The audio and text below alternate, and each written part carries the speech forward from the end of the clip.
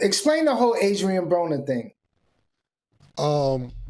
So Adrien Broner, like I said, I've known Adrien Broner for a while. I actually consider him a friend. I have no problem with Adrien Broner. I know, not a friend where you be like, yo, I'm gonna get some bitches, let's get some money together. A nigga, when we see each other, we got respect for each other, we talk, and we know some mutual people in Cincinnati. With that being said, AB was walking through the hotel, and I'm like, yo, get AB, tell him to come on the show. I got a couple dollars for him. AB came in, he sat down, and I seen he was drunk, but the last few times I seen AB, he was drunk. So I didn't think nothing of it. And he just went and stopped flirting with Stat. It's part of the show that we actually edited out, where I stopped the show and I'd be like, yo, you gotta chill, bro. It's kind of getting out of hand. It's getting to a level where it's being uncomfortable. He like, oh, all right, Cam, nah, it's no, I got you. I'm like, yeah, you know, it's getting weird. You gotta kind of stop it. And he said, cool. So I'd be like, let's roll again. Now, when you tell me cool when we're not rolling, so when we start rolling, you just ignore what I said and start flirting with Stat again. So when niggas was like, yo, how you say you love him and this, that, and the third, then you kick him out. The scenario is this simple for me. You can have a friend that you fuck with like that, and you invite him into your house, and you like, oh, this nigga, I didn't know he was this drunk. And you got a little sister that's 23 years old. Remember, pardon me, she just turned 24 a month or two ago.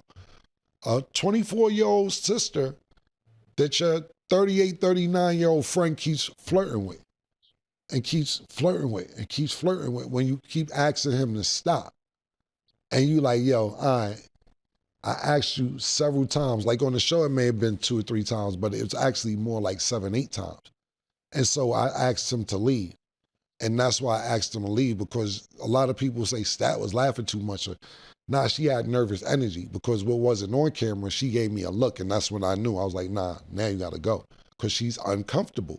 And I'm not gonna let Stat feel uncomfortable in her house. I consider the Is What It Is set her house. I wouldn't let her feel uncomfortable outside the house. I'm just not gonna let you disrespect her, and we've asked you several times. The only problem that I had was my frustration when he was walking out and we put him out. I came back to the microphone and I said some things that shouldn't have been on the air. That was a poor edit. It shouldn't have made it. Or I should have communicated better with the producers.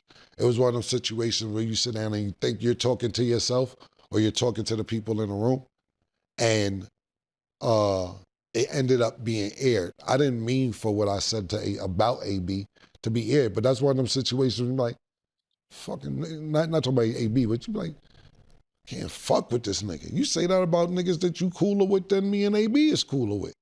So that what I said was unacceptable for it to be on air, because what I am doing is rooting for AB as far as getting better, as far as giving himself one last chance to be a boxer, as far as being in shape and saying, this was one of the few niggas that understood it. One of the few niggas that knew how to box and talk. Usually you have a boxer who's good at boxing but don't know how to talk. You usually got a nigga who know how to talk but he can't fight worth shit. I think AB had the total package when he's in shape 100%. So what I said, I don't think that should have been aired, and that's the only thing that I apologize about, because I don't want to think that I'm kicking a man when he's down. And like I said, I consider him a friend and we have mutual friends, but I can't let you come in the crib and disrespect my sister neither. I just think, you know, y'all cool. People got to stop blowing shit out of proportion. The world is fucking sensitive now. You can't say shit. When I talk to my niggas like that when they fuck up, me and Zeke used to always argue. I used to be like, you wino motherfucker when he get drunk. So, you know, I just think people blew that shit out of proportion with the unedited version, which you saw, which you just apologized for. And I don't think people should take it like that. Like, you know what I mean? Because I'm sure AB's he a funny nigga, so I'm sure he ain't take it like that. You know My thing about it is this, and you're 100% right, but when you got a smartphone, it's like having an asshole. Pause. Everybody got a fucking opinion, and you never gonna make everybody happy. I don't care who it is. You're never gonna make everybody happy. And I use this analogy because we're talking about a boxer. We just seen Canelo fight Bud, Terrence Crawford. The judges had it 115, 113. So you only thought Bud won by 2 rounds? It's crazy. That's crazy, bro. How you think that Canelo, only lost by 2 rounds? That's crazy. You sit there and, be in boxing, you sat there when Floyd fought Canelo. One judge had Canelo win the fight. You just can't, nigga Mike just killed that nigga that night.